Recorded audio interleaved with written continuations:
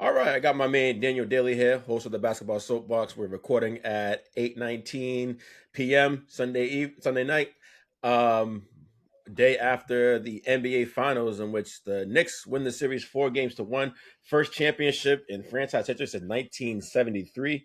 I didn't get the luxury of watching the game in real time. I had to watch it this morning, but it kind of seemed like the same old script we saw. Spurs get out to a double-digit lead in the first quarter. And Knicks just hang around enough. In the last 5 minutes of the fourth, they find a way to pull it out and get the W. So, what was your reaction to Game 5? Of course, because I didn't want any Knicks fans to have any happiness. They up the win, it was a bummer because it was the same thing that happened to San Antonio game after game, right? Built a double-digit lead, and then New York just walks them down, either by just Brunson. Brunson really earned the MVP in this game because literally throughout the whole game, he had to carry them. Like, offensively, he was the only one really doing anything of substance in the first half and stuff like that. And to just continue to find opportunities. And it's like they really can't stop him. They keep letting Vassell get on him. They keep letting Champagne get on him. It's like they don't double him. And he's just consistently walking them down every single play. And I'm like, they're going to let it happen again. And as the game's going on, I'm like, nothing's changing for San Antonio. Like, this is the same thing. No other adjustment. You guys aren't trying to double them. You're not trying to force anybody to beat them. And it's like, okay, over the course of the series, you got Jalen Brunson the shots you wanted him to take. You wanted him to struggle. You wanted him to become a high-volume shooter. You wanted to wear him down over the course of games, playing physical with him. We see Wemby almost should have probably got a flagrant at some point during that game, especially when he was contesting the three there.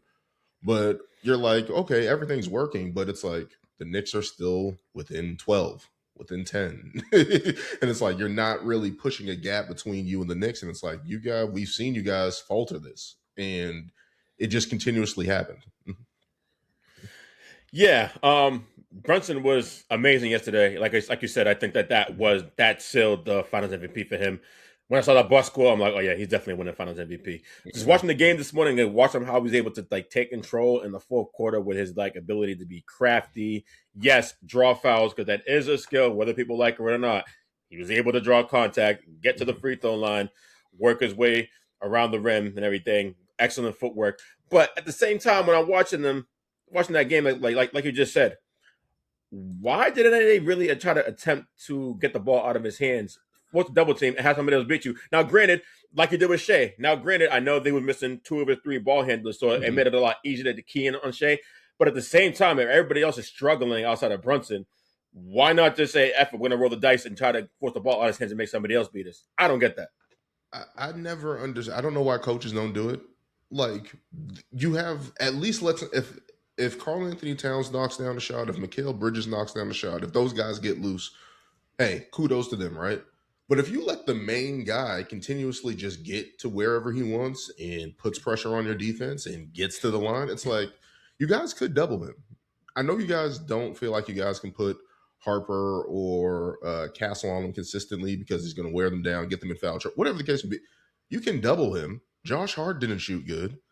Mikal Bridges wasn't shooting good. Like, it's like, make somebody else beat you. I don't get it. It's been happening. This is not just the only instance. It's been happening throughout playoff history where teams are just letting the main guy kill them. And I'm like, force somebody else to beat you. Simply, at least see what happens, right? For at least a couple possessions. Like, we got to give like a 2-3 minute stretch where that decides the game. And when you don't do that and you keep giving these guys better looks, easier opportunities, you're only shooting yourself in the foot. And that's what happened to San Antonio. Yeah, it was just like just head scratching watching that play out. Like, I don't know, man. This guy's definitely on a heater right now. But maybe the thing is going to slow down eventually as the game waned, but that didn't happen. So no. I think that was a coaching blunder by Mitch Johnson, who's receiving some criticism today, I see it online and everything. Somewhat justified. For that, he should be justified. He should be criticized for that, I would say. Yes. With his whole situation, I'm just mad that he played De'Aaron Fox that much and just died on that hill. And I understand I wrote it in the group. I'm like, there's a difference between sticking with your guy and letting him flounder. And you're seeing De'Aaron Fox blow up in real time. Like, how many times they're going to run that pick and roll and stuff like that, or that pick and pop, or whatever the case may be. He gets to the nail on the left side or right side and shoots that mid-range shot and miss it. I'm like, I don't know how many times I can see that. If he's not getting downhill and putting pressure on the defense, I got to take you out. And that's why people were liking Harper's performance better than Fox's, because at least Harper was getting downhill. At least Harper was getting to the basket. At least he was trying to score and take efficient shots. Everything for De'Aaron Fox. If he couldn't blow by a person, he settled for a jumper. And it's like, your jumper is not falling. That is not your strong suit. We've seen you be the clutch player of the year during the course of the year in Sacramento and stuff like that. But we're seeing those same issues that arose in Sacramento, where you're making bonehead plays like the flagrant on Josh Hart. Why are you pushing him? Like, all these little things adding up over the course of the game for De'Aaron Fox. And it's like, why are you doing these things? Why are you taking these shots? Why is Mitch Johnson allowing you to stay in the game? It's like, even if you pulled him out for a couple minutes and like, yo, let's just try to settle you down, and when you come back in, we'll try to get you a better opportunity. They just stuck with him. They just left him out there. And I'm just like, this is going to come back to haunt them. And it did. Mm-hmm. I'm looking at the box score right now. I'm seeing Fox 3 for 15, 1 for 8 from the field for 7 points in 37 minutes.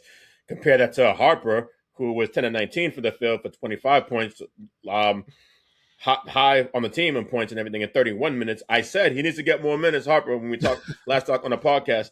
And like the refusal of like Mitch to stick with De'Aaron Fox, I don't know, because for a veteran, he's the guy who's making all this money and everything. Seniority, doesn't want to like kill the vibes with the team by letting it go with Harper over Fox. But in that instance, when your season's on the line, you got to go with the hot hand, which is Dylan Harper. And there's people who think that this can potentially cost him his job. As I think, I don't know if I agree with that, but there was reports that Dylan Harper was upset with the minutes that he got or didn't get in the finals, and I feel him 100%.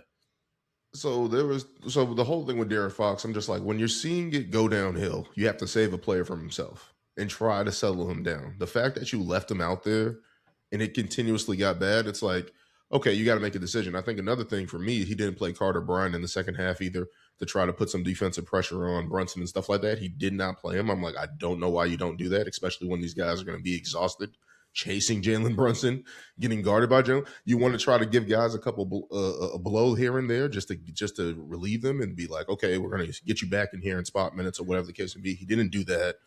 The whole Dylan Harper situation, I think I made a joking post saying, hey, if I'm Dylan Harper, trade me. Because if you can sit there and watch De'Aaron Fox just continuously brick shot after shot, and I'm sitting here being efficient and you're not putting me in the game, or you're not playing me. And Mitch Johnson did play Dylan Harper more minutes over the course of the series. Like, his minutes did go up, so he didn't not play him. But it's just like, the season's on the line. That's what it comes down to me. The season is on the line. You have to break open the emergency glass and try every tool to win that game. Doesn't matter if you win by 1 or 2 points or whatever the case may be. You have to do every possible thing to try to win that game. And it wasn't like the Knicks were blowing them out. You know what I mean? It's different if you're just getting blown out, you're getting your ass kicked, and you're like, okay, we just don't have it. You were up. You were in control of the majority, not only of the game, majority of the series. I think they led 70+% over the course of the series. That's insane. Like, you have to do everything you can to win that game. And the fact that... And I think I saw it today. Actually, I think I saw before we got in the pod, they're the first team in finals history to lose 3 games when they were leading with 2 minutes left in the fourth quarter. Like, that's tough. Like, yeah.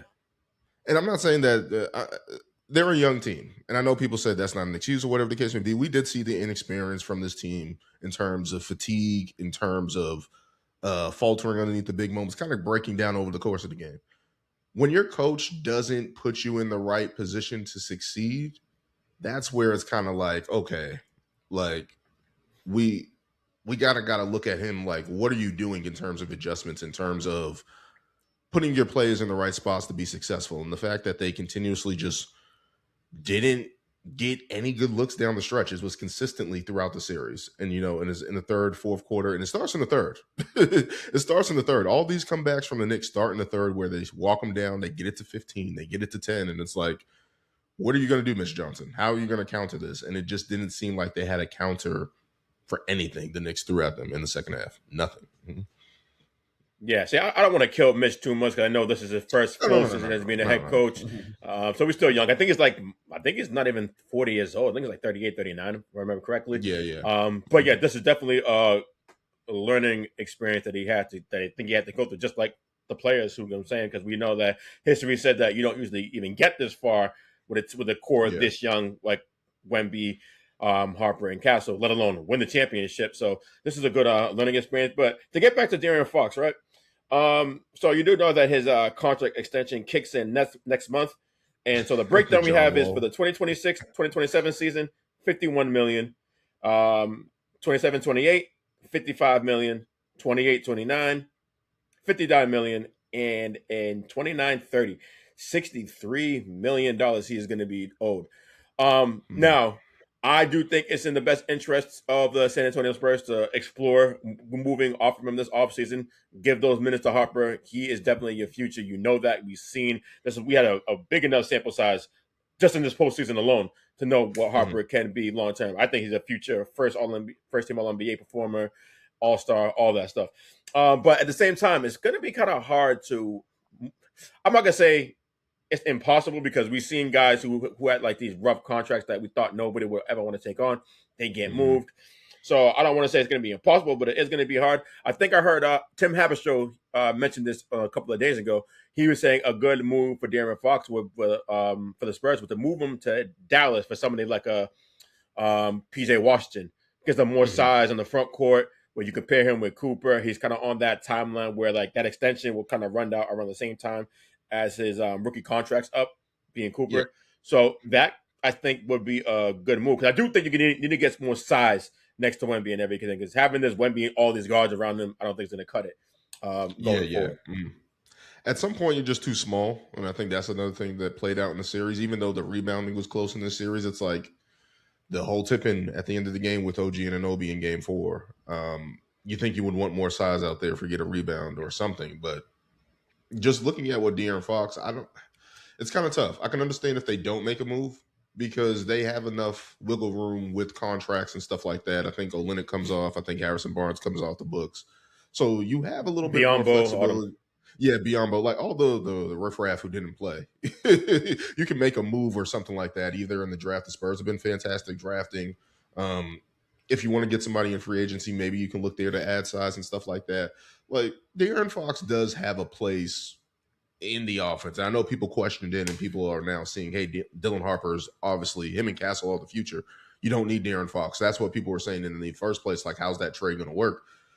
But I don't know exactly what move they need to make. I was saying throw a Hail Mary out there. See if you can get Bam to add size next to Wemby and at least lock it down defensively. Like, no one's going to score. At least lock it down defensively. We'll figure it out. Get some more shooting around us, whatever the case may be. Go for a swing and get a big guy next to Wemby. So it's a little bit more easier on Wemby down there, even though Bam is not the greatest rebounder. He does rebound. He does play defense. He does fit the system. He does pass. Like, that's another option in their wheelhouse, a guy that they can go to. But as PJ Washington, I think that would be a solid choice. Low risk. I think PJ Washington, we've seen in the finals and stuff like that, where he paid dividends for Dallas.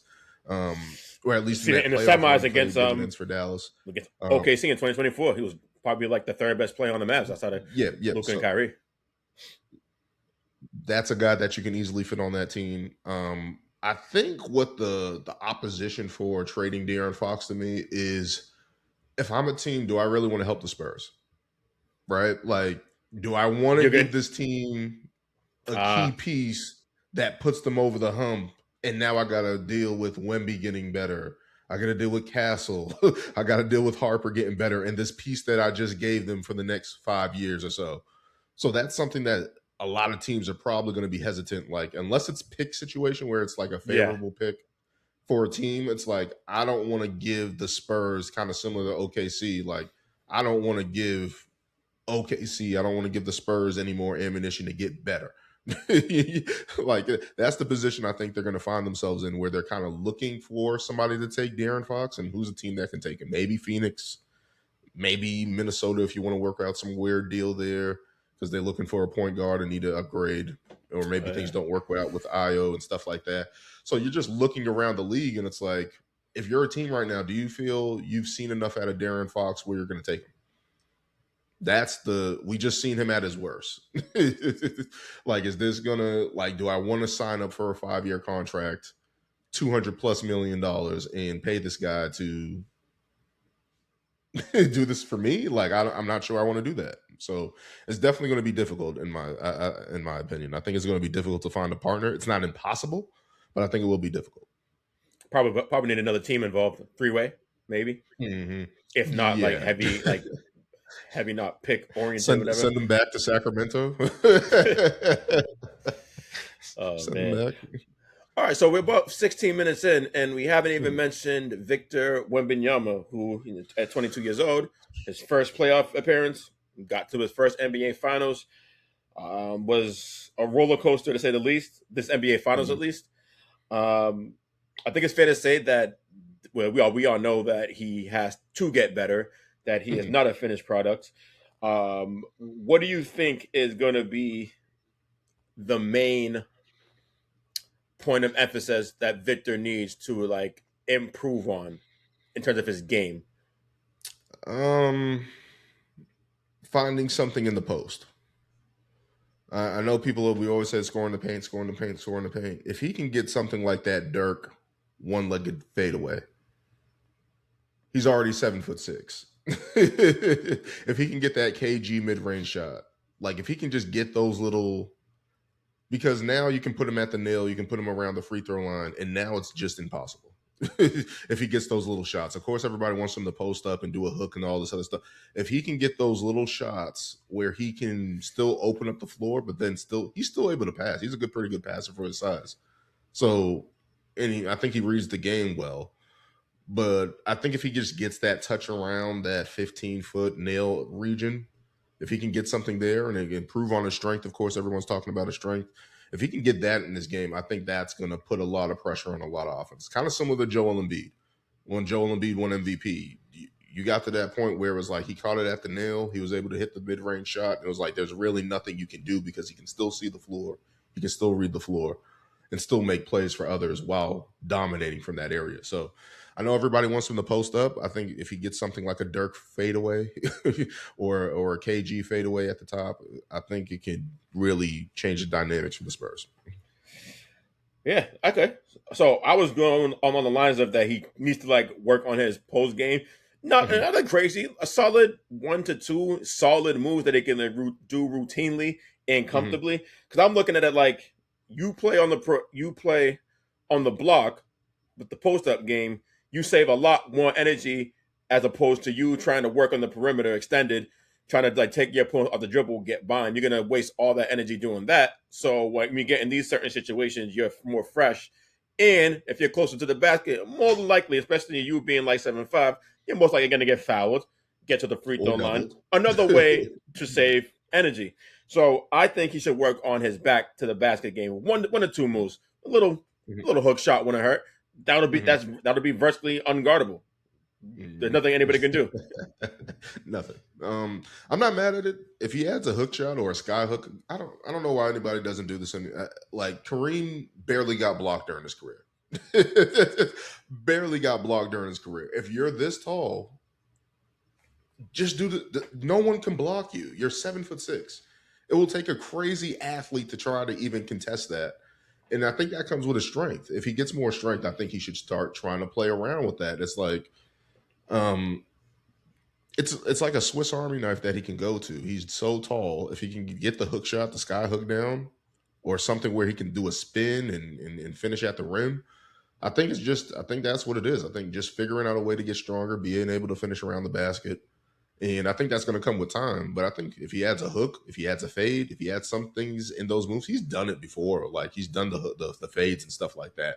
But a little bit more of, how should I say, with purpose rather than just in the breaker, like, hey, I got to go to this shot because I have nothing else. Like, make that something that's consistent, like where you're going to, kind of like a Dirk. Like, I think Dirk is the guy that you try to polish your game, try to model your game after, and try to get something going.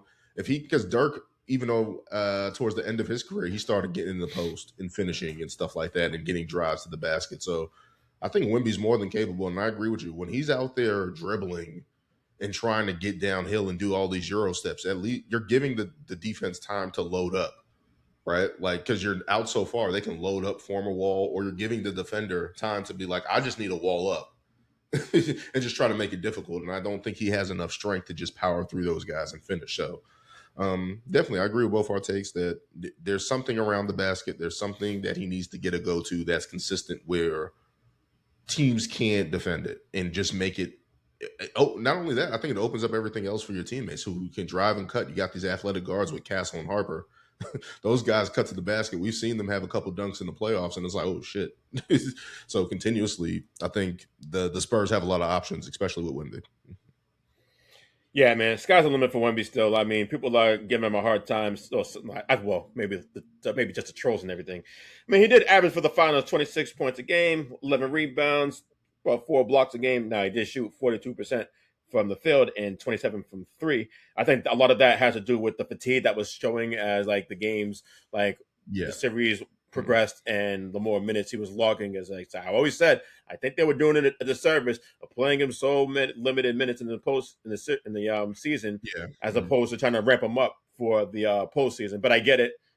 A guy that tall, you want to reduce the risk of injuries. He did have a calf strain early in the season. You want to protect him. But at the same time, I just kind of felt like it was a little counterproductive with them limiting his minutes in order for him to be ready for what the postseason, like the wear and tear of the postseason.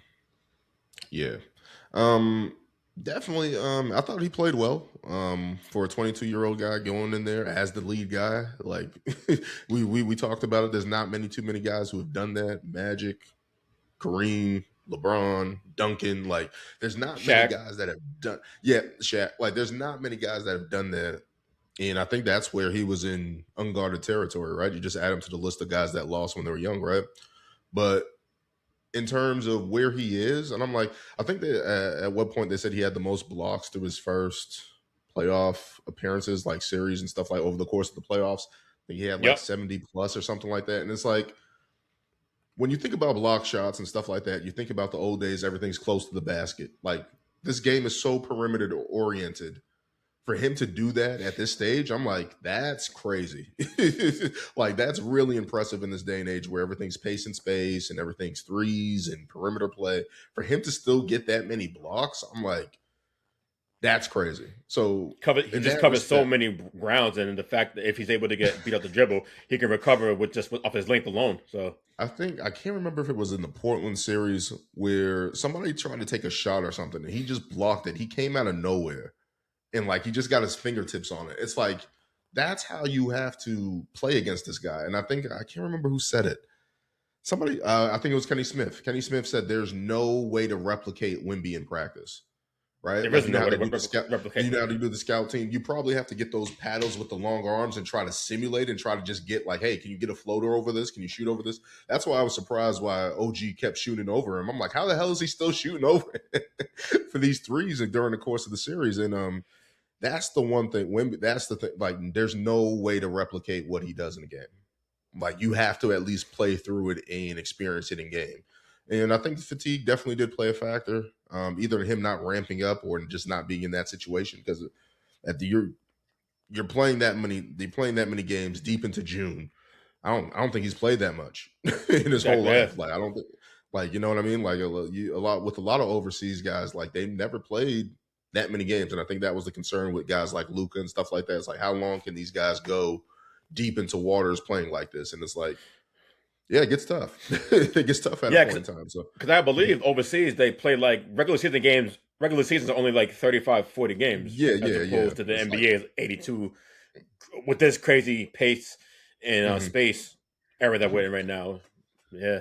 It's like it's definitely a shell shock, and I'm pretty sure Wemby's doing everything he can, but it's just there's another level he can go, and I think that's the thing that's scary for the league. Yeah, he's talking about another level that he can go. So I'm actually pulled up LeBron James's stats from the '07 finals, his first appearance against the San Antonio Spurs, where he had 22 points, 7 rebounds, just under 7 assists in 4 games, while shooting 39%, 36% from the field, and from a 3, just 20%. So we see what happened with LeBron when he faced adversity in his first finals appearance. Shaq, same thing. Some guys who just came up short, who were like these generational type talents, who took that as motivation and took their game to the next level. I have no doubt that Wemby is gonna like just take his game to the next level after this experience. I just think he's the way he's wired. He's too competitive that he wants to be the best. Did you have any problem with him yesterday not shaking anybody's hands, or basically the entire Spurs for that matter, with the exception of Luke Cornett? After the game, just well. It's overblown. You think so? It's over. Like everyone's trying to treat this like now anybody who doesn't shake hands is just a bad sport or the bad boy Pistons or something. You're literally celebrating on the court. If I'm a competitor, I mean, I don't want to shake your hand, man. Let me get out of here. I know Anthony Edwards got a lot of flack for doing that in the round before and stuff like that. Like LeBron got a flack in the what? 08 for that same thing? Yeah, so it's like, and you want to know what? I'm fine with it. Like, I want these players to have animosity towards each other. Wemby should hate the Knicks. The same animosity that he has for Chet Holmgren, he should have for the Knicks every time he plays them now. Build that. Like, stop doing this friendly stuff like, hey, you didn't shake hands, so what? If I'm the Knicks, we kicked your ass. People picked you guys to beat us. I don't want to shake your hand. You know what I mean? Like, I want that in sports. Like, that doesn't mean these guys don't meet up later and say, hey, congratulations or whatever the case may be or anything like that. It's like, if you don't want to do that, you don't want to do that. Like, this series was very physical. Like, this series was very physical in terms of just, hey, like, I can understand why a guy wouldn't like the other guy on the other team. I can understand why he would be like, I don't want to shake your hand. Like, I'm fine with that. Like, and especially from a young team, I hope the Spurs get nastier. I hope they get meaner and be like more like, hey, we don't fuck with these other teams. Like, it's just not OKC, it's you too.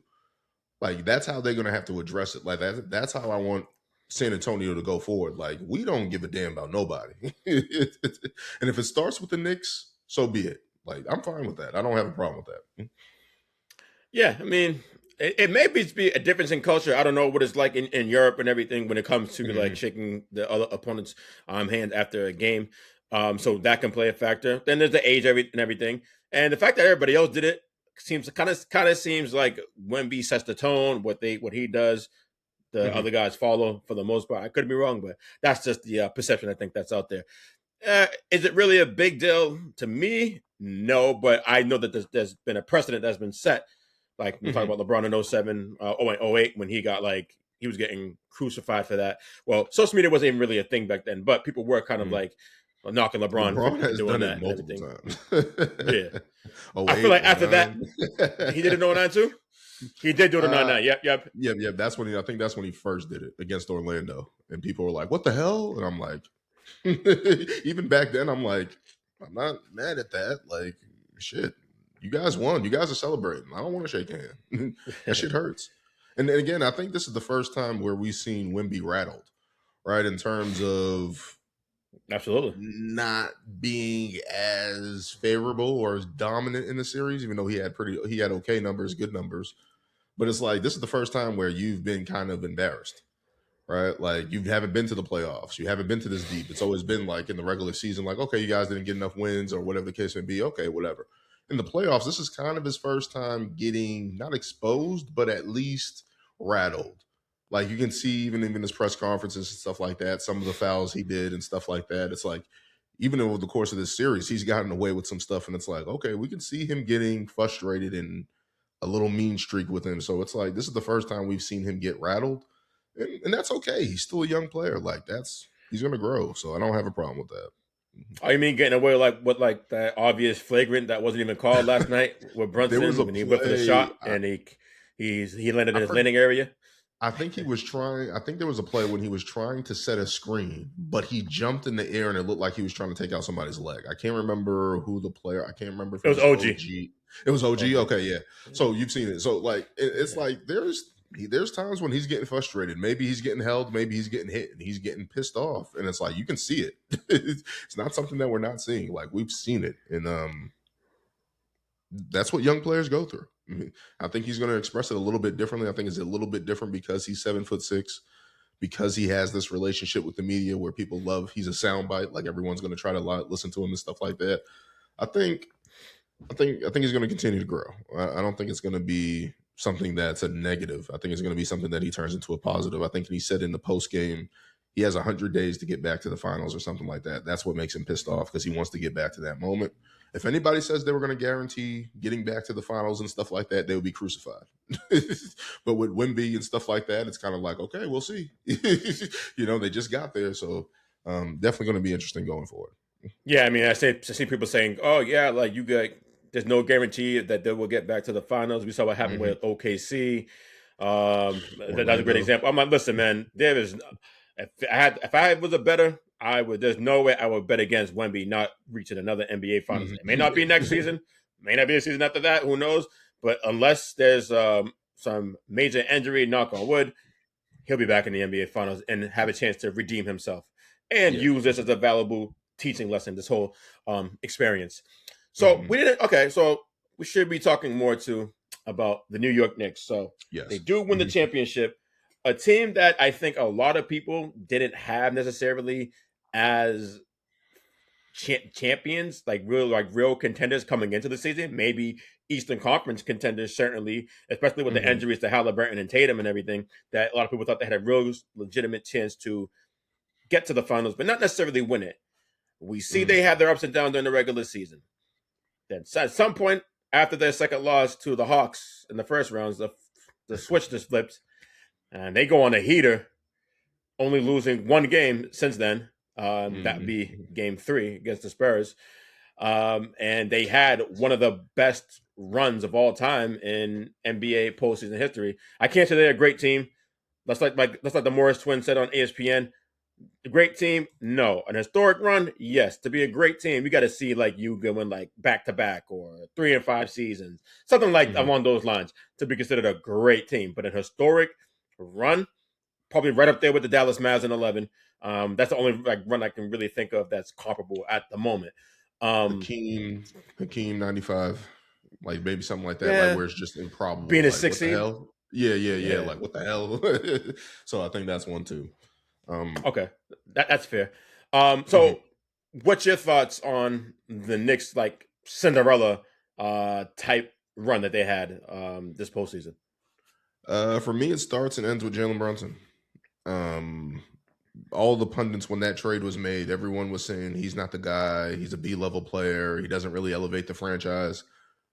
From day one when he signed, the culture changed in terms of what he brought to that team, in terms of somebody of stability, in terms of even when Carmelo came to the Knicks, there was a different perception of Carmelo. We knew he was a superstar and stuff like that, but there was rumblings about him being a leader.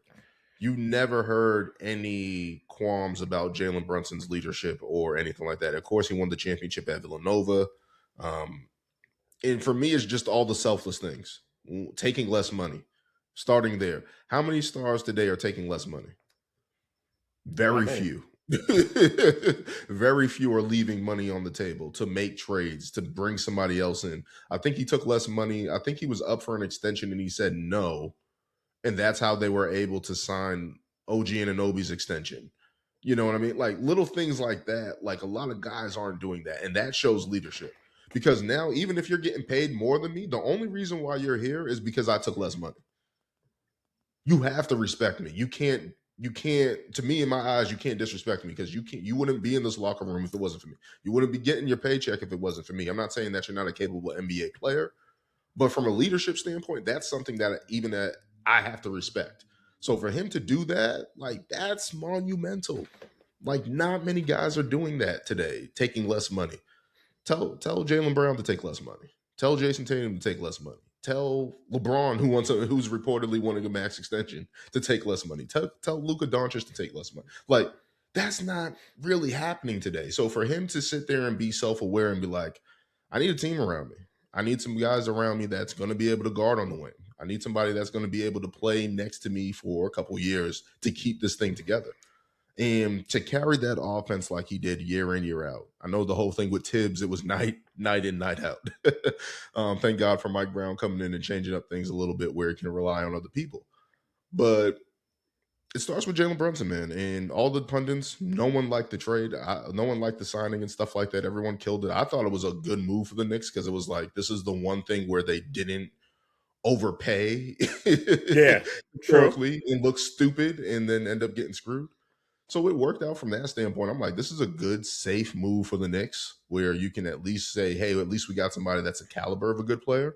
Yeah. And the way he transformed himself into an MVP candidate and continuously, the pressure in New York is different than probably anywhere else. I don't think. Oh, the biggest media market in the world.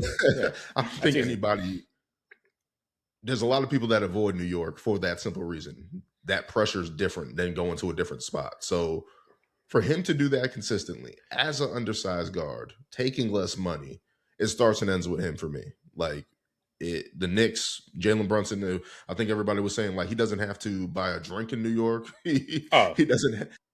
He's made in New York. Like he's a legend, like a New York legend. So as for the run, I think it was impressive because to stay locked in the playoffs like that. I think what you said, 16-3, 13-game winning streak, 14-game winning streak, or something like that. Yeah. Like that's not easy. I don't care what people say, well, the East is weak or whatever the case may be. To be that locked in consistently and then do it against the Western Conference, like I gotta give you respect. Like your team locked in, like everybody has the same opportunity to do that, and they did it. Like you gotta respect that about the New York Knicks. Yeah, absolutely, man. I agree 100% about respecting them and what they did, what they were able to accomplish. So the Brunson timeline I have right here. So he was a second-round pick, 2018 by the Mavs. Mm-hmm. Mavs end up passing on a 4-year, $55 million contract extension prior to the 2021-22 campaign. Man, if they could have a do-over, man, I'm sure they would. Because you had a 4-year, $55 million extension. Okay. Ends up signing with the Knicks the summer of 22, 4-year, $100 million. Takes a pay cut in the summer of 2024 when signing a 4-year, $165 extension, leaving roughly $113 million on the table. Fast forward to now, league MVP. Not league MVP. NBA champion, Finals MVP. Arguably the greatest Knick of all time. I think Willis Reed would have something to say about that. But if you're going to make a Mount Rushmore of New York Knicks, he has to be on it, including also with Willis Reed, Frazier, and Pat Ewing. I think those guys are on the Mount Rushmore of New York Knicks. Probably the most popular stars in New York since Derek Jeter. Like you said, he is going to be comped in New York for the rest of his life. Like he just did something that hasn't been done in 53 years. So basketball championship is back in the Mecca of basketball in New York City. So yeah, kudos to Brunson.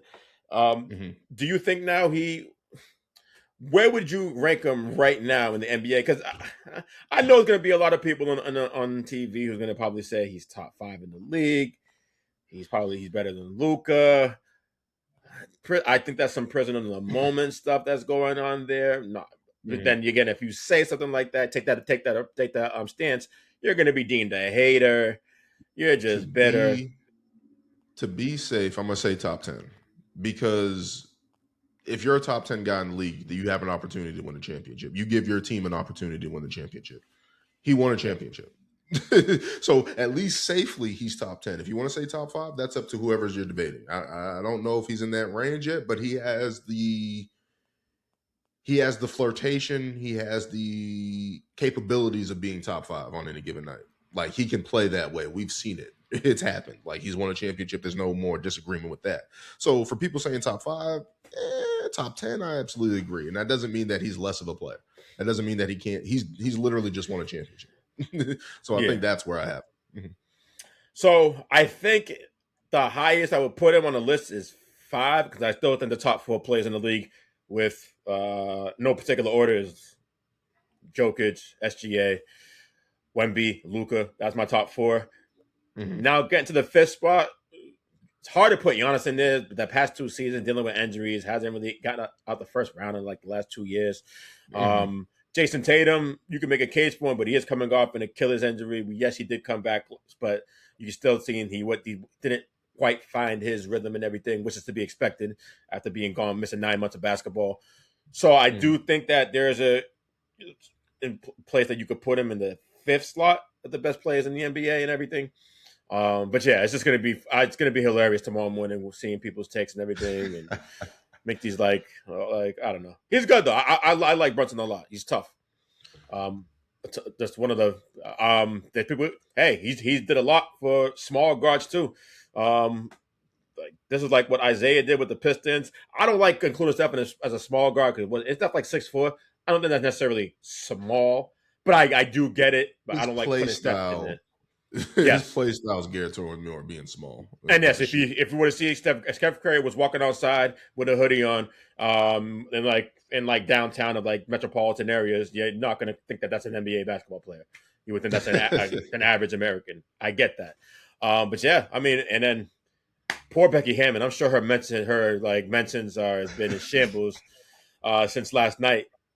She wasn't the only person. That's the thing that's killing me. My thing about it is that she wasn't the only person. Exactly. So, like, of course, I think a lot of people shared that same thought. Yeah, like nobody was sitting. People were like, "This is a good move. It's not going to lead to a championship. You need somebody better than Brunson." That's what a lot of people were saying. So for her to get killed, I understand. She kind of stood out on the front street on NBA Today. I believe she was on and said it, and everybody was like, "Whoa!" But at the time, everybody would agree. Like, there's not one person that thought Jalen Brunson would turn into this. We thought he was a good player that could score and stuff like that. You're thinking undersized. You're thinking on the defensive end, right? Like, especially when you're thinking about these guys that score a lot and don't have the defense, and he's undersized. It's like it's very difficult to do that at his size. The odds are against him. Like, I'm just going to point that out. The odds are against him. It's not as cut and dry as people try to make it seem.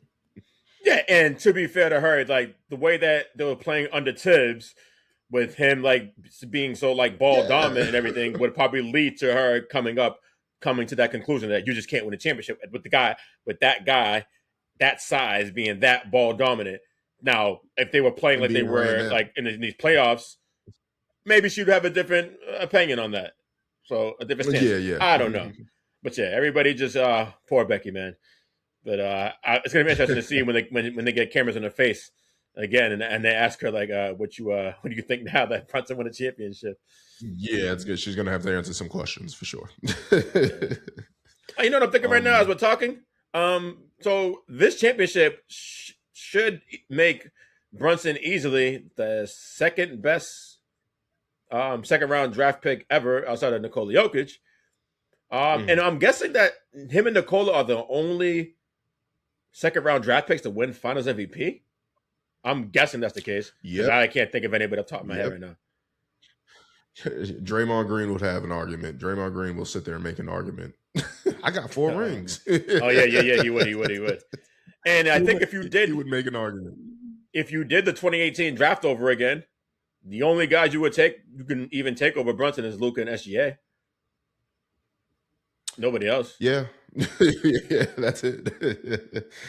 That's pretty much it. That draft is going to be actually legendary. It might be a top 5 draft of all time when everybody's careers all said and done, and you look at all the achievements, individual award, and team success that those guys have in that draft. Let me look that up because they are in that draft class. Because somebody posted something. And so that's Luka, SGA, Trae Young, DeAndre Ayton. Mikel, Michael Porter Jr. Trying to think of anybody else who came from Mikel Bridges. Yeah. Okay. Yeah, that's at least for those top 3 guys. Yeah, those guys are stacking up the accolades for sure. Yeah. Absolutely. To talk more about the Knicks, right, and their success. I just love the fact that throughout these finals, you could have made a case for 3 players on one team being Finals MVP is fire to me. So after games 1 and 2, I think a lot of people would have went with, "Hey, Cat is about to be Finals MVP if they pull this off." and pull off the upset and defeat Wemby and them. Games 3 and Mhm. 4, it felt like you're probably leaning like OG is probably going to receive that honor. Maybe Brunson can get past him, but it's close. But OG is leading the race, and then after Game 5, Brunson has shut the door. Finals Yeah. MVP. I don't think I've ever seen a scenario like that where you can make a case for 3 players at any point of a finals run on the same team. You can make a case for them being finals MVP. That just speaks to their culture, the unselfishness, the coaching, and it kind of feels like the Villanova vibes with Brunson, Hart, and Bridges and everything, like kind of like spread out throughout the whole like organization, the team, and everything, and gave it like a college vibe, and like where guys are just like playing for one another, don't really care about who gets the accolades, the recognition, and everything. That's got one goal, one common goal, rather, and that's to be champion. So I really appreciate that about that next squad. Yeah, it's very usually get 1 or 2 guys, right? It's usually 2 guys. 2 guys are the best team. Like it's usually Brown or Tatum, SGA. Well, SGA is his own self. Trying to think of somebody else. Tony Parker, Tim Duncan. Like it's usually in the realm of 2 guys or whatever the case may be. To have 3 guys at that performance, like at the beginning of the series, I thought it was Cat. Like the way Cat was playing defense. And then he just kind of fell off a little bit as the series went on. Foul trouble. But foul trouble. The old Cat showed up a little bit there. Just enough to take him out of that running. I want to speak on OG Anunoby because for him to just go on a heater like that, and it's kind of similar to me when I thought about with when Kawhi won in Toronto and how Pascal Siakam stepped up as this guy who was a defender and a scorer, and it's like we didn't see this in his game. Like we saw OG able to score and stuff like that, and he was hurt last year in the playoffs and stuff with the hamstring issues. And for him to just raise his game, because New York needed somebody else to step up, right? Like where Cat became when he got into foul trouble and stuff like that, we're like, we need to see somebody else step up. We don't know if it's Mikal Bridges. Josh Hart is kind of doing the Swiss Army knife stuff. And it was kind of obvious from that standpoint, it had to be OG Anunoby, right? Like to step up and score. And he did. Like he defends at a high level. Like that's why they brought him in, to defend at a high level. He shoots the 3 ball.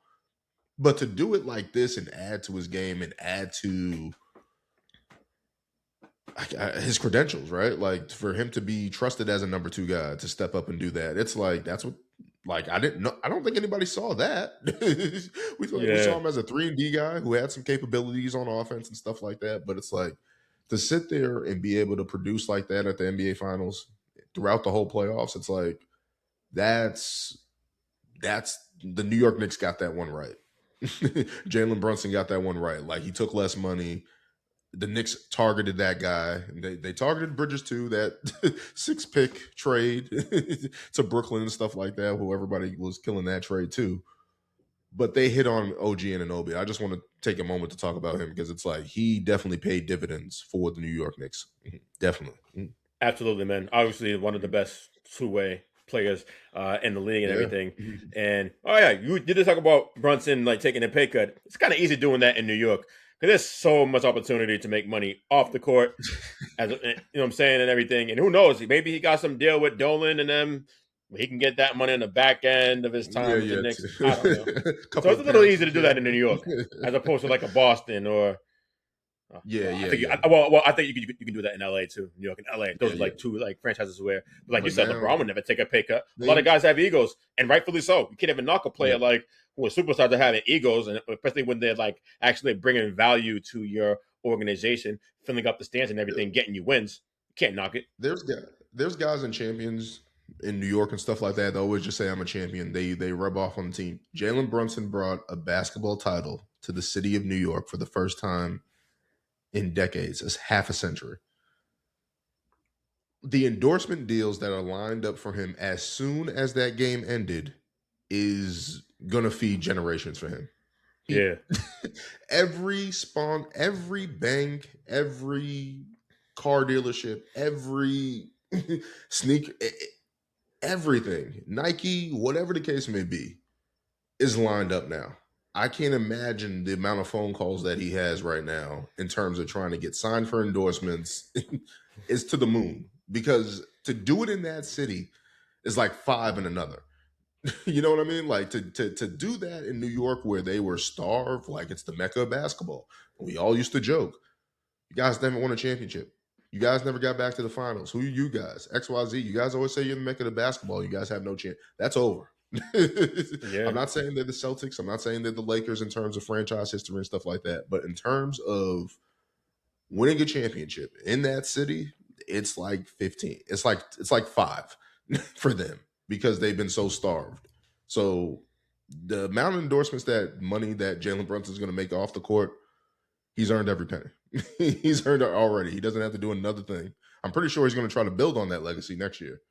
But as of right now, he doesn't have to do another thing, man. Like, kudos to him. I have so much respect for him for doing it in that city, because it's like there's a lot of players that we never, again, as I said at the top of the show, there's a lot of guys that avoid New York for that type of pressure. He welcomed it. That's different. That is different.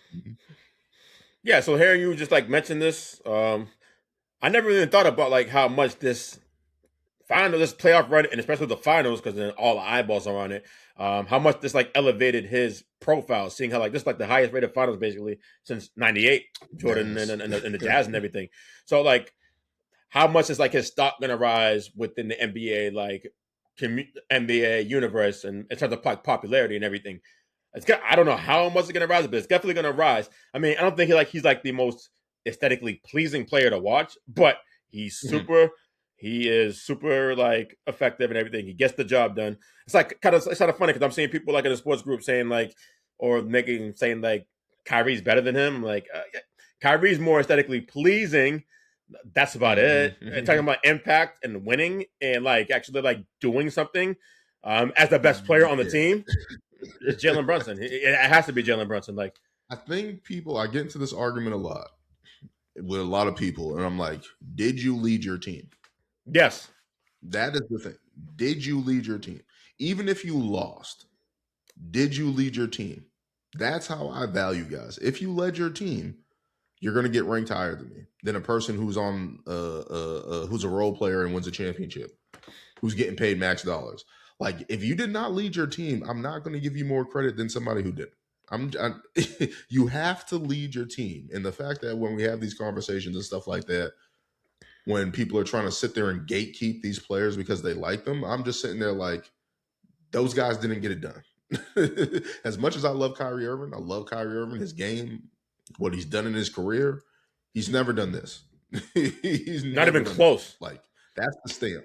Like, that's the stamp for him, for Jalen Brunson. Like, no, I led my team to a championship. And people, I don't want anybody to come out and say this is a Chauncey Billups type thing or anything. No. This is a stamp for Jalen Brunson to walk around and be like, I am in the room with these guys, and I'm better than your favorite player. All these guys that you like, the highlights and stuff like that, they didn't win. That's what Jalen Brunson can say. Like, I've done it. Like, no one's going to be able to take that away from him. And I think that's the key for when talking about players. Like, no, he won a championship. He did it. And the way he did it, you're looking at all these guys that team up, or in terms of get the big free agent and stuff like that. Nobody wants to go to New York. Nobody wants to go to New York. Like, that's something that, like, yeah, they get stars and stuff like that, but you don't see too many people lining up with we've heard rumors of Giannis wanting to go to New York. That's off the table. Yeah. Over. Like, that's gone. Nail in the coffin. That's over. Like, that's gone. He can't do that. Like, if they lost, it would have opened up the door. And it would have maybe changed some things. But Jalen Brunson did it without another top 15 guy, without a top 20 guy, if you want to be like, we want to get down to it. Like, there's not too many guys that are saying that. Maybe SGA last year. You know what I mean? Like, maybe SGA. Like, maybe J-Dubs was fringe. But yeah, it was a fringe top 20 guy, I would say. Yeah. Like, just so much respect for Jalen Brunson, because it's like, in this day and age, and this where everybody's trying to team up, or these teams are trying to figure it out and put stars together, and they have multiple guys. It's like, we've had the Knicks as Eastern Conference contenders, as you said, but we didn't have the win. I didn't have the win in the finals. Nope. Even when they got to the finals, I was like, I'm still going to Spurs. Yeah, that's Spurs in 6. I was proven wrong.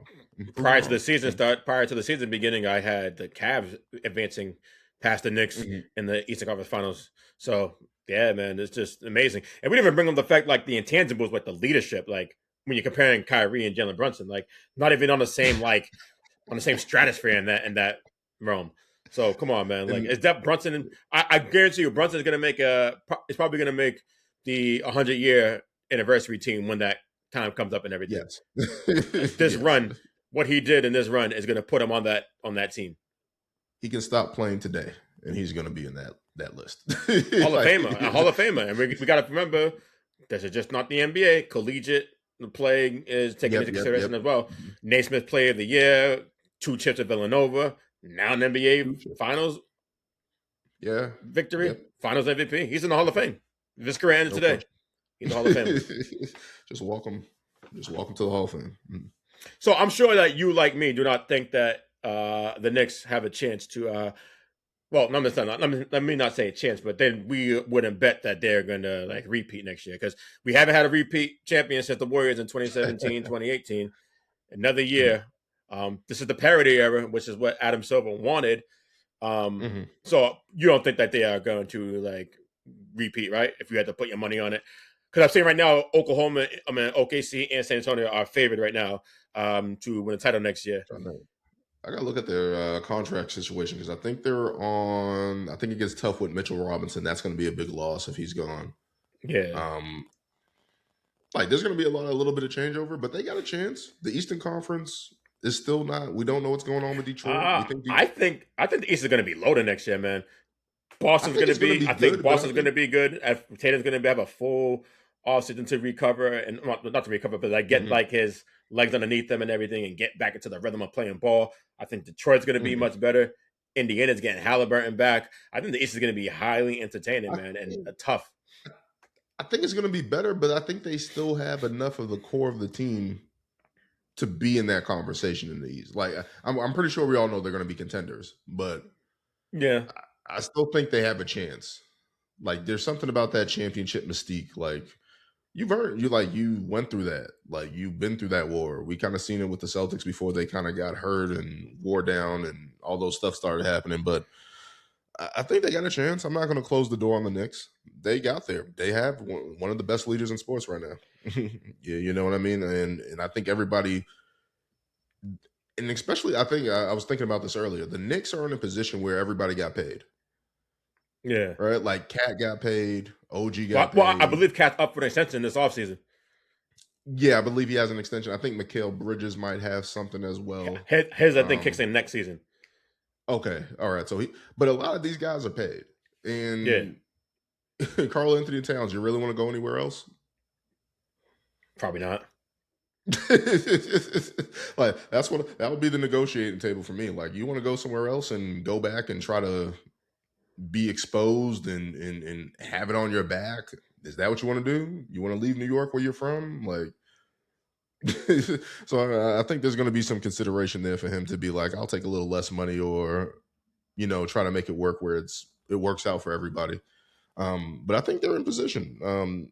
They got to stretch big. They just got to continue to retool the roster now around them. I know it's going to be difficult, especially with the salaries, but they'll figure it out. Hopefully James Dolan doesn't get in the way and completely derails any goodwill they built. Because a lot of owners what if next season, like the Eastern Conference Finals, and they're hosting the Eastern Conference Finals, and he invites like Trump to every game. If I'm a player, that's the only game they lost was when Trump was in attendance. Coincidence? I think not. If I'm a player, I'm gonna go to him. I'm gonna go to my owner and be like, "Don't do that. Don't. Whatever you do, just don't do that. Like, everything else, cool. Whatever. First of all, I'm. Side note: I want to know if he's gonna ever squash this beef with Charles Oakley, because Charles Oakley was down there in San Antonio. I'm like, is he ever gonna squash that beef? Because New York loves Charles Oakley. Like, so I wonder if he's ever going to squash that beef. Side note. Yeah, I'm actually happy that they went on the road so that he was actually to be there in attendance and everything. Because what happened? I don't even know what's the what's the whole like issue between both parties is? It happened where I guess James Dolan or Charles Oakley was just talking shit in the crowd or whatever the case may be. And I don't know, like he got into a tussle with security and stuff like that. And for whatever reason, James Dolan just doesn't want him in the Garden. Like whatever the case may be, I don't something personal definitely happened or some words were exchanged or something like that. But it's just like, y'all are grown. Charles Oakley's a legend in New York. Like, I know he didn't win here, but he was with your team for what? I want to say over like nearly a decade or something like that. Like New York loves him. If you're sitting down with Sprewell, you're sitting down with Larry Johnson, you're sitting down with all these other guys, it's like you can sit down with Charles Oakley and hash that out. I don't understand why they can't. Charles Oakley might not be the easiest person to deal with. I know that, but you got to try to hash that out for sure. So Charles, for a decade, he was there from 88 to 98 with New York. Okay. Yeah. So, like, come on. Come on, man. Like, you gotta. And speaking to the Knicks culture and everything, it's also dope to see all the Knicks of the past like supporting them, whether at home or away, like Pat Ewing, Allen Houston, Sprewell, LJ, Marbury, Melo, like all of these guys like were just rooting for this team to like to get it done because they weren't able to get it done and to still like wanted like this version of the New York Knicks to do complete the mission that they were able to do. You know what I'm saying? So that's dope too. It was like Knicks. Yep. Yeah, even Iman, like he was there, wasn't there for that long. For him to like still have this connection to New York is pretty dope. So Knicks culture is very real. I didn't realize that until like seeing like this playoff run and everything in these finals. Yeah. So they got my respect as an organization right now. Yeah, most definitely. I think it's great. Again, when you see outside of Charles Oakley, it's great when you see the legends around the team. Like I think that is kind of dope. You kind of see it in Miami a little bit. You kind of see it with the Lakers. Well, the Lakers are kind of all those guys are in media now, like James Worthy and Magic, and you're seeing those guys, Byron Scott. You're seeing those guys. When you see those guys around, it does add to it, and then just shows your acclimate, your respect, your love for the history of the game, and especially for the New York Knicks. Having Patrick Ewing down there for that was awesome. As a person to see Patrick Ewing, give his all for what 15 plus years in New York and stuff like that, didn't get it done. For him to be a part of that moment, like that's dope. Even though he didn't win it, he technically won it just being there. You know what I mean? Seeing that and being a guy from the past that really put New York on his back. And for them to actually do it and those guys to be around there, that's dope. And for them to keep them around is dope. So kudos to the Knicks. Yeah, you're right. So Ewing was there for 15 years, 85 to 2000. I should know that off the top of my head. A fellow Canterburyan. I just forgot. But yeah, dope. Cambridge. Yep. And that's dope, man. Before we are done, I wanted to talk to you. You did bring up Giannis. Now, I'm sure you know the news. There's real buzz picking up, real steam. That Giannis may be on his way to the Celtics.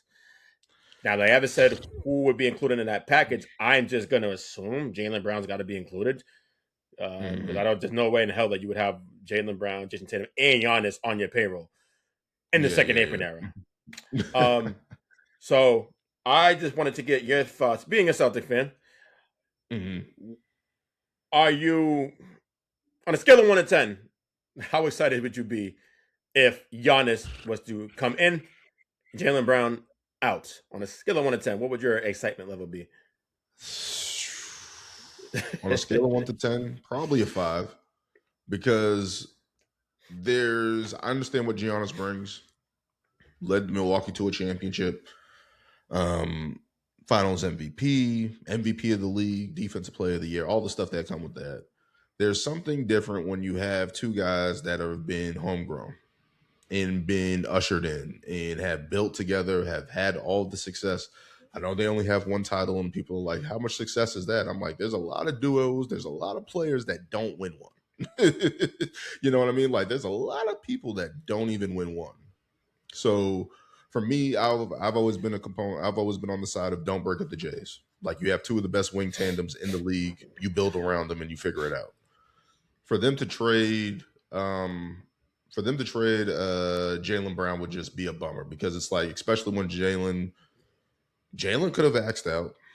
Jalen could have been like, I don't want to be here. Jalen could have not taking the money. Jalen could have last year. Most stars would have punted, right? Like they would have got an injury. There would have been arguments. There would have been a lot of stuff in the media and stuff like that. He didn't do that. He put his head down. He put that jersey on every night.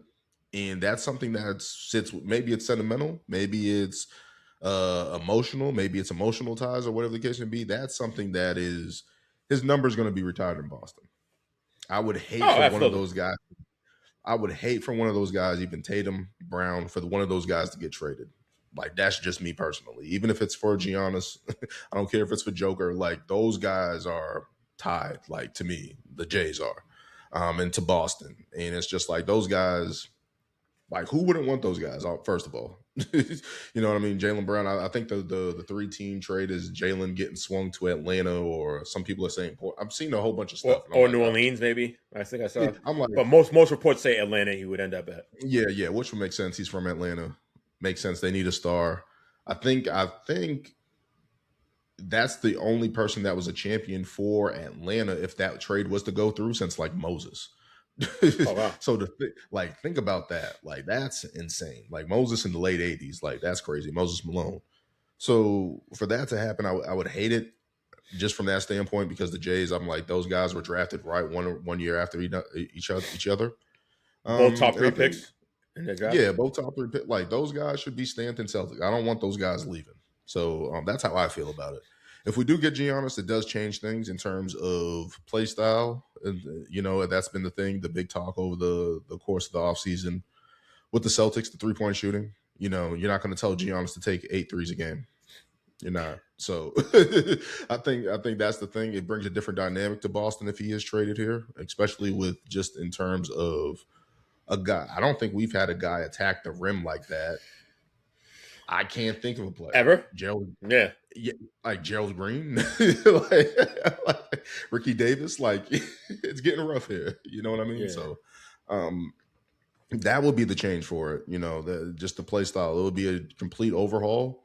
It will be interesting to see Giannis and Tatum, because Giannis doesn't play center really. You know what I mean? Yeah. So, where do you put Tatum? Is Tatum sliding back up to the 3? Giannis at the 4, and then you have a big there. Maybe that works with Cato, whatever. I don't know.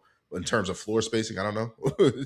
So it definitely, you got to really overhaul. And then you're going to be signing, if you do bring in Giannis, who's 31, who has an lower leg injury history, you're going to have to extend him at least 5 years, 4 years, whatever the case may be, at max money. Unless Giannis is like, I'll take less money, which we talked about earlier. I don't think many people are doing. So it will suck. On a scale of 1 to 10, I'll be a 5, because it's like, okay, it's changing, it's happening, but it will suck to see the Jays break up for me personally. Okay, no, that makes sense. I can see that that's very sentimental. The fact that, you know, homegrown talent. We're from an era where we're used to seeing, like, guys for the majority of the career stay in one location, as opposed to now with the second apron era, where it's kind of hard, and it's like teams like Celtics or the Nuggets, I would think, are kind of like forced to make these tough decisions, and they're gonna, like, somewhat penalized for doing their job and drafting well and everything, and hitting on key free agency signings and everything. So that does suck. I do think it's interesting, like you mentioned. Yes, you put Giannis on around 4 guys that are shooters, because Boston they aren't lacking in that department at all. So you have enough shooting out there, because Giannis isn't a threat from 3-point range. But this does help bring balance to your offense, having somebody who's not reliant on the 3-point shot, able to, like, dominate and make his way to the paint and everything, and be highly efficient at it at the same time. So I think that because we saw, like, how the series ended in the first one against the Sixers, where, like, that last 4 to 5 minutes where they couldn't buy a bucket, because they were just settling for 3-point shots. If you ever play like Giannis in that instance, he's just going to find a way to put his head down and barrel his way to the basket, draw contact, maybe get an and-1, shoot a free throw. You know what I'm saying? Yeah. So I think that would help bring a lot of, like, balance to their offense. But I always thought was highly needed and everything. But like you mentioned, he's just verified he will be turning 32 in December. A lot of miles on that body, a lot of wear and tear, several calf injuries over the past couple of seasons. Me personally, I would stay away from him. I wouldn't want my team to take Giannis at this point in his career, just because I know, like you said, you're not gonna trade for Giannis if you know he's not going to be the long term. So you're going to have to extend him. like a 4-year that puts him like at 35, 36. It's like, oh man, that's tough. So it's not like how is he going to age when he gets to like the third year of that extension? and he doesn't have a shot. He's worked on his mid range a little bit, but it's not as. And it doesn't sound as crazy, right? Like when I'm talking to people, people are like, "Oh, you should easily trade for Giannis. You're crazy if you don't want to trade Jalen Brown for Giannis." I'm like, I understand if it was just right here, right now, and I didn't have to think about anything down the future. You know what I mean? Like if it's one season, I got one thing, maybe it makes sense. But I'm talking about long term. Jalen Brown has been consistently playing 60 plus games, has raised his game year in, year out. You've shown that he can be the number one guy. And especially to a person where Tatum is recovering, I want somebody that's consistent. Giannis is as consistent as they come when he's available. Yeah, that's the key. And I'm not saying that Giannis is not going to do great things. I'm not even saying Giannis is out of MVP conversation. He's not out of the All NBA conversation. Like when he's available, he puts up those numbers. The thing is that he hasn't really been available. And it's been times, even when Miami got to the finals that year, I believe, he was hurt in the first round. Like, there's been times in the playoffs where it gets to the playoffs and he's not available. Like, that would suck. He got hurt against the Pacers last season. Yep. Everything. Yeah, so you're sitting here and you're like, okay, so if I'm sitting here and I just traded a guy that's been an Iron Man for us, Jalen Brown, and now I'm dealing with Giannis and now he's hurt, I just gave up a person who is all NBA. I just gave up a person who raised this game year in, year out. I just gave up a person who's homegrown, knows the system, knows Jason Tatum, knows how to play with Jason Tatum. I don't want to break that up. That's my thing. Like, they've had so much success, and it's been, I think some injuries have gotten in the way. I think some bad luck has happened, but that happens.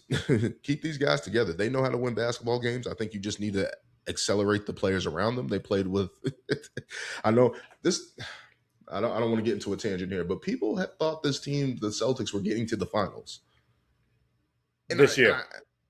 Yeah, and I'm just sitting come on, and you didn't think that at all? No. Really? You lose Drew Holiday, you lose Porzingis, you lose Luke Cornett, and you replace those guys with Luka Garza and who's the other guy? Vucevic. Yeah, got Keita. I'm like, yeah, like Keita. Like, I understand it, but it's like we need a little bit more. And I don't think this is where I'm like, I don't think people have been watching the Boston Celtics. I'm like, I think you guys need a little bit more than that to get to the finals. Maybe the Eastern Conference Finals, but I just thought overall, I'm just like, we're gonna run into a team that has more size, that knows how to rebound. Like, there's gonna be a little bit more go-to for other teams than the Celtics at this point. And it showed up. I didn't expect it to show up in the first round, but it did show up, so yeah. I just, again, I don't want to break up the Jays. I think you move everything around them if you needed to. I think there's some guys that you can keep. I think there's some guys that earn their keep, but I think you retool around those two guys and try to make it work that way. I don't think you make a swing for Giannis at this point. See, that's surprising because I actually had the Boston Celtics playing OKC after I seen the season play out the way it did. I thought Boston was going to go to the finals, but I did think the Knicks can give them a real tough series. And then when obviously they lost in the first round to Philly and Tatum was out because he had the cap issue and everything, I was like, you know what? Honestly, if they would have played the Knicks, they would lose because Tatum wouldn't see the court again because now you're going to an every other day schedule and Boston's not going to risk that. So New York would win. They wouldn't get swept. I think they would probably win a game or two. Yeah. But they would have lost eventually to the Knicks. That's where my thought process was because I was just like, I think we can get to the second round but the depth, the other teams, I just felt like Cleveland. I felt like Detroit at the time earlier in the season. New York, I'm like, these other teams have a little bit more depth, a little bit more size. We don't have that. If we were going to get to the Eastern Conference Finals, for me, it's like we would have to be shooting lights out. Like, that would be the only way. Like how they were earlier in the series against Philadelphia, they would have to be shooting lights out. That's just, I just didn't see it. I just didn't see it. You got Hauser being inconsistent. You got Sharman. You got Walsh. It's like, maybe if these guys had a little bit more seasoning in terms of Walsh and Sharman and all these other guys, and maybe I've seen a little bit more, and maybe if we had a more depth in the front court, I'll be like, okay, maybe I can see it. But this year, I'm like, this is a retooling year. This is about Brown. This is about Derek White, seeing the professionalism of those guys and pushing this team how they can do. And Joe coaching. I know people hate Joe coaching and stuff like that with all the threes and stuff like that. But I'm like, You don't win 50-plus games by accident. You know what I mean? And especially with a roster like this, I know people are going to say the East is weak and all that stuff. I'm like, that's impressive. I don't care what you guys say because nobody was. Maybe Joe has a couple screws loose. He pushed that team to do that. Like, Brown and White, those guys are professional. Pritchard had a lot to prove. And it's like, I can see Joe getting the most out of these guys and stuff like that. And I think he did, but it just hit a wall when you run into matchups and stuff like that. So definitely hurt the Celtics in the long run. But yeah, long story short, I don't want to trade the Jays. That's my opinion. Unless Jalen Brown flat out says, hey, I want out and I'm not going to sign an extension. I'm not going to do unless there's something like that. Okay, I understand. But other than that, no. Mm-hmm. Yeah, it's funny you said that because I was going to say when you were done, part of me thinks that he wants out, that there is some validity. It's valid what he said rather on his Twitch when he was talking about that was his favorite season ever and everything. And how he got a lot of he got criticized for that, but at the same time, he stood tall on what he said, basically doubled down. And I'm not knocking him. Athletes have egos, and he won a championship. He won a Finals MVP. Mm-hmm. Part of me thinks that he kind of wants to fly solo in a sense, and part of me, I wouldn't be shocked too if, let's say the trade does go through, that in the week or two after that, there's some reports coming out that he was maybe difficult behind the scenes. There was some friction between the organization and Jalen Brown. I'm not saying there is. I'm just saying I wouldn't be shocked because that's what it kind of feels like. What's going on? I think, and sorry, he doesn't feel appreciated. I think within the Boston Celtics organization because it's always been compared to Tatum, and it's always been like Tatum's been Batman, he's Robin. Tatum's 1A, he's 1B. Where in his mind, he's just as good, just as valuable as Jason Tatum is. Maybe even he thinks he's better. I don't know. Maybe. So this is my thing. The comments that were made when he said this is his best season ever, everybody thought it was just him playing without Tatum. I'm sitting there like, are people realizing that Tatum came back the last, 2.5 months of the season? Yeah. Like he played with Jason Tatum. Again, I think what he was saying, and he said it on his stream too, where it was kind of like, yo, I thought this was instantly what he meant. We were thought to not make the playoffs. We were thought at best to be a play-in team. We were thought not to be very good. You guys didn't see Pritchard's value. You guys didn't think much of Derek White. You guys didn't think much of Shireman or Hauser or Walsh or Cada. And I led those guys as the leader of the team who took responsibility of that, all-NBA player, MVP candidate, and led my team to 50-plus wins. Who's not going to be proud of that? That's different than winning it with a bunch of guys that are like Drew Holiday and Kristaps Porzingis and Derek White and Tatum and all these other guys and that came together. Yeah, that's awesome. But I think there's a sense of pride with Jalen Brown where he has a chip on his shoulder, obviously with the Tatum comparisons, obviously being in trade rumors every fucking year. Everybody said, oh, well, you need to trade Brown. Even when he won that Finals MVP, people were still talking about him not signing that contract, not wanting him to pay that much money. It's like, what are we talking about? All this guy has done is put in the work. I've never seen Jalen Brown not put in the work. We talked about his left hand and the turnovers and stuff like that. What did he do? He got better. Was it as consistent? Everybody has turnovers and stuff like that. But consistently, his points went up. His rebounding went up. His leadership went up. That's what you want out of a player. So for him to continuously get put in these trade rumors or continuously be disrespected by Boston media, Boston fans as being the number two, I'm like, you guys make people want to leave by what you're saying. Like, what else does Jalen Brown have to do? Most people who win Finals MVP, they don't have to do anything else. Like, I think we need to put in perspective. The greats win multiples. The greats all time and stuff like that win multiple Finals MVP, win multiple championships. Jalen Brown, do we see him as a top 10 NBA player all time? No. A top 20 NBA player all time? No. But I love Jalen Brown, but no.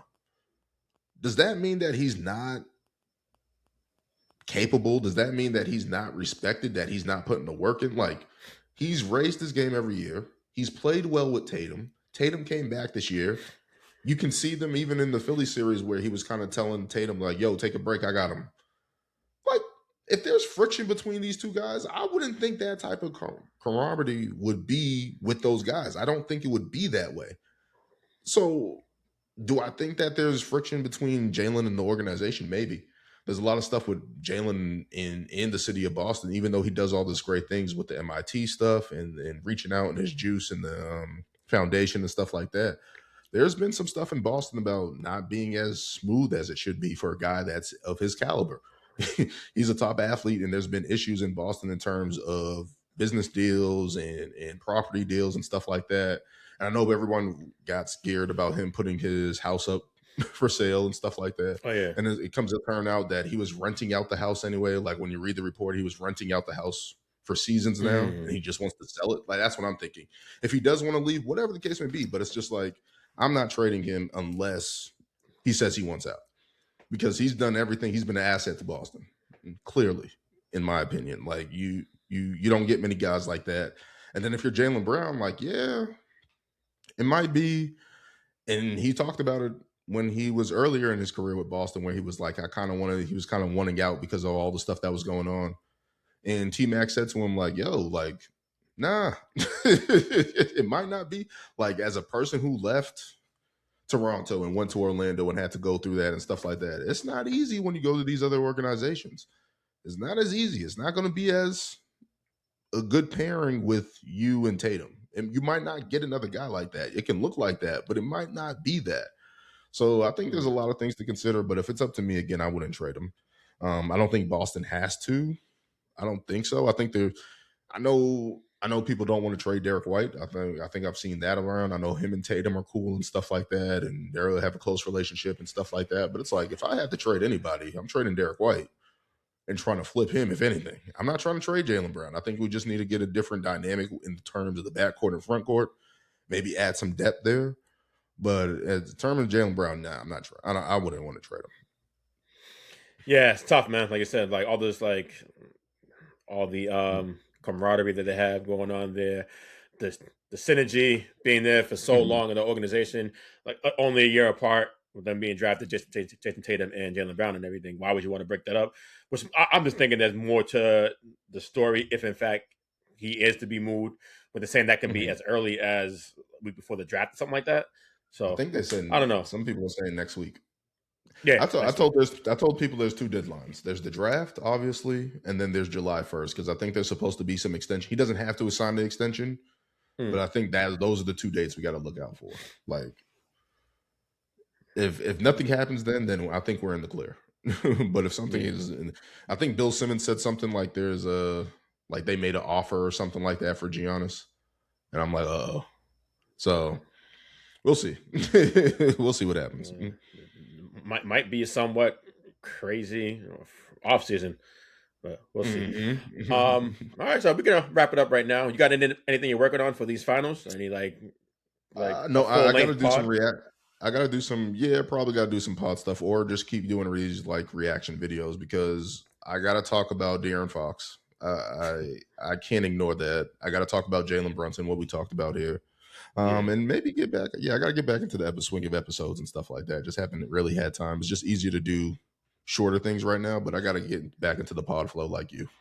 You're posting often. I'm trying, man. I'm trying to get back into this, man, and really like trying to like be consistent. Hopefully monetize some point, whatever. So just got to be consistent with this stuff. And then we all got lives and everything, got bills to pay. And everything, some obligations to a significant other, your friends, your family. That, Yep. Life, man. Yeah. Well, you can plug your pod right now too. That don't hurt, Yep. You can find me on YouTube, TikTok, Instagram at the Soapbox Network. I do a podcast there. I do videos. I do shorts about the NBA. Also, we got Ring Takes podcast where we talk wrestling. Things are heating up right now. God damn it. I think I've seen rumors of Vince coming back. I don't know how I like that. I hope not. But yeah, check out Ring Takes. Check out the Soapbox Network on YouTube. And that's my pod. All right, man. I do appreciate you for coming on, taking your time out of your day and everything kind of last minute. But I appreciate that for you, man. The NBA season's over, unfortunately. But we got something to look forward to this summer. Wrestling. That goes on all year long. So plenty of content and everything. So I'll probably need to talk more wrestling on my pod coming up as the summer progresses and everything. But like always, I appreciate you, man. You have a good night. You too, man. Thanks. Thanks.